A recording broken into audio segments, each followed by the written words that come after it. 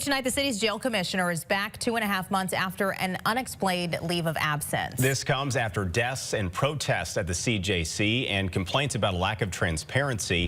However, the man at the head of the city's oversight board, who has called for Commissioner Jennifer Clemons-Abdullah's job, now believes jail leadership is taking the criticism seriously and making changes. Our John Kipper is live downtown telling us about the access they expect to get.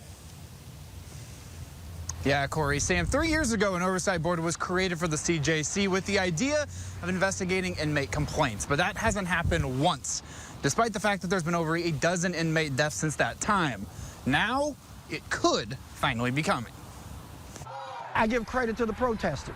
They shook the tree. Reverend Darrell Gray, chair of the city's detention facilities oversight board, says a November protest in City Hall, along with the upcoming mayoral election, could have forced city leadership to make changes at the City Justice Center. This comes after Gray met with Corrections Commissioner Jennifer Clemons-Abdullah Wednesday. I wish we had had this type of meeting a long time ago. Gray met with Clemons-Abdullah the same week she returned to her job after a 2.5-month leave of absence. Gray says he's no longer calling for her resignation, saying they came to an agreement, allowing detention oversight staff inside the CJC to hear and investigate complaints once a month. Something that we've never had before. He tells First Alert 4 he believes Clemons-Abdullah was not allowed to be as transparent because of the city's administration. This commissioner works for almost 3 other levels of government who are trying very hard to limit litigation. Nonetheless, Gray believes Clemons-Abdullah decided it made more sense to be an ally as opposed to an adversary with the board.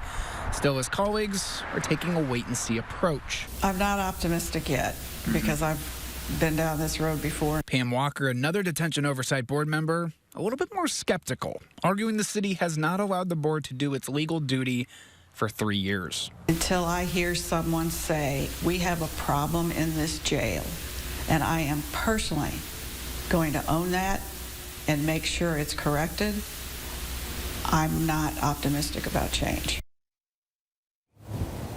Now, Reverend Gray had a busy day today as he also toured the St. Louis County Jail, and he said the difference between here and there, night and day. He's saying, for one, leadership immediately allowed him to have access to the jail, and for two, senior staff were also available to answer any questions that he had. Reporting live downtown, John Kipper, First Alert 4. John, thank you. New development.